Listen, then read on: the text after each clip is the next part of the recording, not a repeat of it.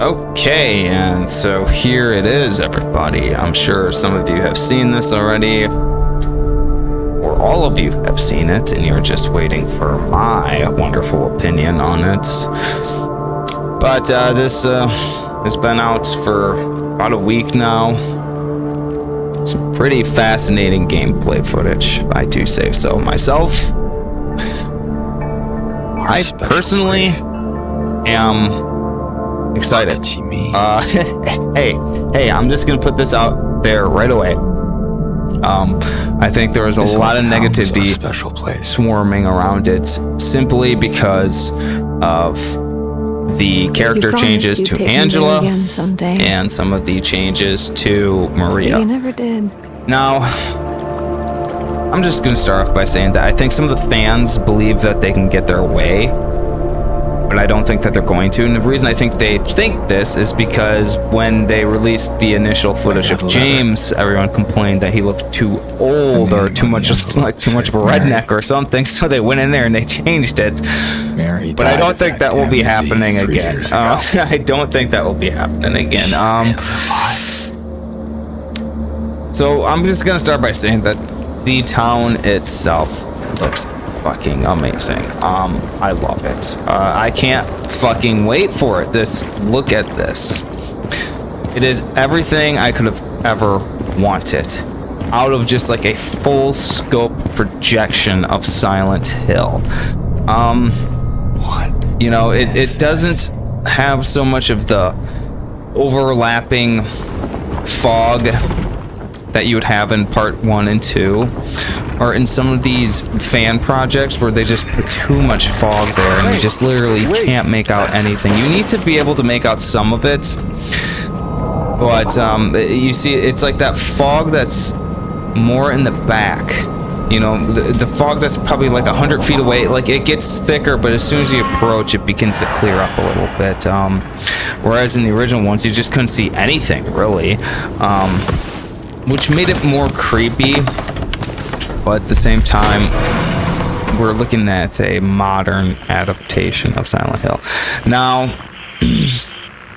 one of the complaints that I do have, and this is also just something with making a modern video game, is that the lighting in a lot of the sort of interior levels, such as this house we're in, it's, in my honest opinion, it's not dark enough. And I understand the game is going for realism, which is what modern gaming tries to achieve more than anything. But, you know, I can't sit there and rag on it all day because this is what it is. You know, at the end of the day, this is a modern adaptation of Silent Hill. It's a modern Silent Hill. It's not the Silent Hill from the 2000 era where, you know, like, you could go into these dimly lit corridors and, you know, completely light them with a single match, you know, and they're completely black without it. But the town itself looks amazing. It's absolutely the best part about it, but it's not captivating the sort of feel that the sort of crowd that's looking for the nostalgia is like. We're not going to re-experience that. I hope you understand that. I'm trying to make that clear to you. This is a Silent Hill game, but we're not going to be re-experiencing what we felt before. We're just not. We're going to see a modern take on it, and that's what I want people to begin embracing with this. It's not an exact duplicate of the original Silent Hill 2. It's a modern take. Now, do you think I'm going to prefer the original over this one? More than likely. More than likely, but none of your business. It's for a modern audience, You didn't love and it's Mary for anyway. people such as the older fans like myself who would like to see a modern take on it. And that's what I am taking from this. This is a modern take on Silent Hill, and that's what people need to understand. Like, it can't be everything you fucking want it. However, that doesn't mean that I agree with the direction that they took Angela. Where did she go? Doesn't mean I agree with the direction they took Maria. These are absolutely the direction of the or contemporary standard on video games, of course. And I think this is just a trend that will one day just go away, hopefully soon. Especially with Angela, I agree with what a lot of people are saying. However, Angela was never really one of my favorite characters in the game. She was a very interesting character. She was one of the more fascinating characters, but you know, the thing with Angela was they had to up the ante on the victim complex, and I think that's really what they're going for with this. Is like, you see her in this game, she looks like someone who is going to easily be hurt, and I think that's what they're going for. Whereas in the original, she was kind of an awkward, well, very awkward person, and I think it's hard to say if you'd find her like as a beautiful character or not. I think she was a broken character, and due to that brokenness, she just kind of appeared just like very, you know, sort of like I don't know the word for it, but just kind of just she just reminded me of like some of the people I see walking around on the streets, you know, who just like their whole life something went wrong in their life, and they just have that look to them. And I guess that's just what she had. Laura. She had that look to her. Wait. In the original one, like everything was lost, everything was broken. But in this one, they just kind of just like wanted to make her look as like the biggest, like the female equivalent to like the guy who's getting shoved into a locker at a high school. Like that's what they went for. And they put it to the extreme. It's honestly, it's hard to sit back and watch it happen, but like, so many people out there are going to argue with you about this one, and I'm just like, I just don't fucking, I'm just like, really, this character is probably the one thing that I think most people are going to have trouble accepting. But I am just going into it, looking at it as a thought experiment with Angela. It's just a thought experiment. How far can we take, like, you know, this frail sort of image of someone who's been abused and is going to continue to be abused? Like, that's what I'm trying to say. So that they're trying to make her look like the most vulnerable person in every single way, every single aspect possible. That's not me justifying it. This is Team Blooper, so I will commend them though for like the way the game looks. It seems like they've improved some of the animations of the combat, but some of the things I've noticed is like, and I noticed this in the past demos, is when he fires the shotgun or the rifle, his elbow jerks back in the most jagged, sort of just eye-catching way possible. That's just, it's just, nothing is normal about it. And so what I've noticed that they did in the trailer is they just push the camera forward, so when he shoots the gun, you don't see his elbow jerk back. So I don't know if they actually went in there and they fixed the animation, or they just got really lazy about it and just moved the camera forwards. I think they just moved the camera forwards. This is Team Blooper. Okay, we can discover that one after the game comes out, and we open up some files and move the cameras around and what have you. But the environments look great. I like the direction they're taking the combat. I'll say that. It doesn't look like they're going in this extreme route where the game is focused solely on combat, because Silent Hill has never been that way. I mean, unless you want to bring up Homecoming, which was like this weird attempt at a sort of hack and slash melee game that just, I don't ever want to see anything like that again. I think most people don't.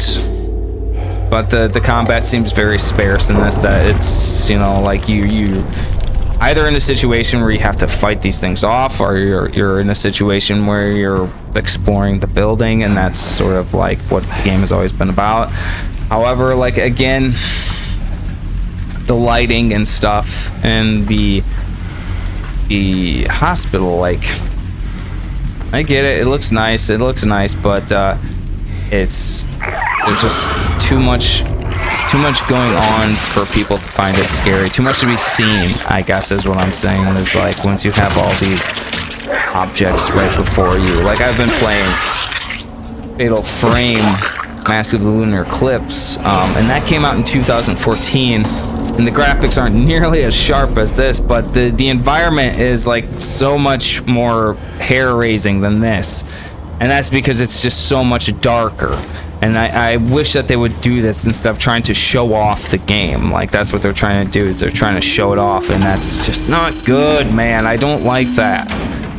It needs to be mysterious and ominous.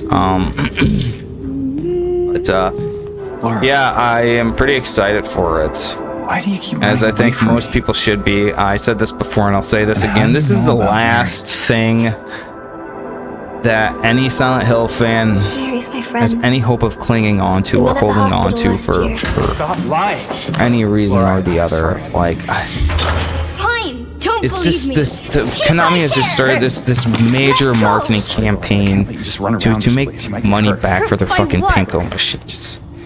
Okay, like everything that you're seeing at this moment is just it's just to sell you stuff.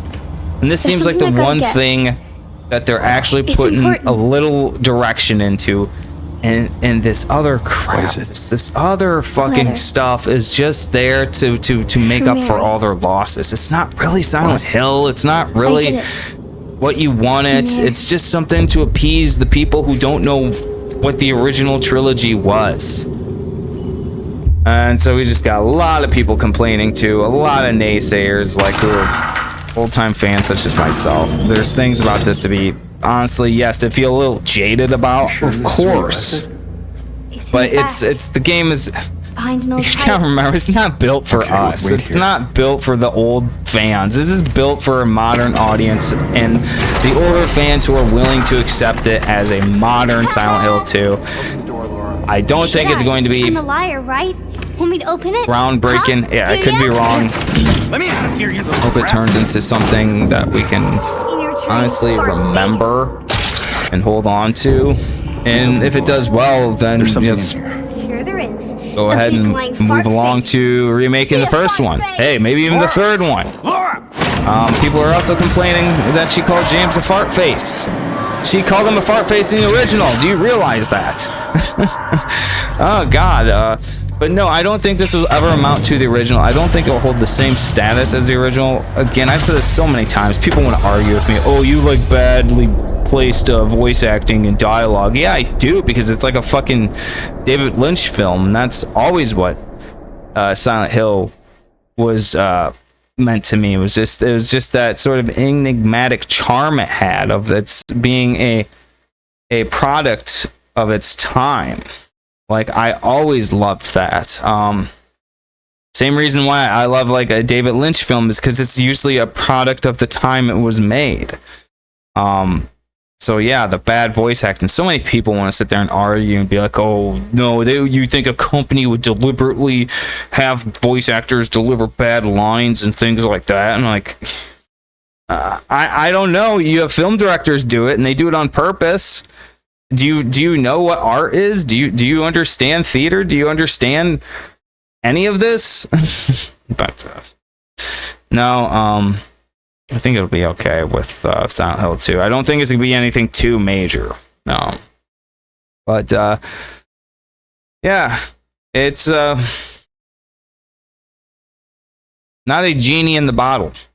You know, it's not gonna give you everything you want. It I will say the things with Angela is just too much. I mean, it seriously is. But it's something that people are gonna have to look past. Like, I think every time we interact with that character, it's just, like I said, it's just too much for the older fans. But I'm not going out there. I'm not pitching a fit about it. I'm not arguing. I'm just telling you simply that it is too much. It's just too much for most of the older fans. But like I said, if that's what the team wants to do, then that's what the team wants to do. I'm not gonna step in there and tell them to stop fucking doing it. Everything else about the game looks great. Maria could, I have things about her that I'm a little hung up on, but not totally. I sort of like the direction they're going, but at the same time, I wish, again, I can be real nostalgic about things, but then I can also remind myself, as I said this 100 times before in this fucking video, this is for a modern audience. This is a modern game. It's not for the old timers necessarily.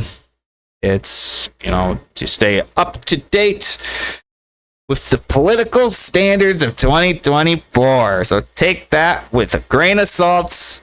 Buy this game when it comes out. It comes out October 7th, 2024. Get your greedy little mitts on it, and let's play Silent Hill 2, the remake.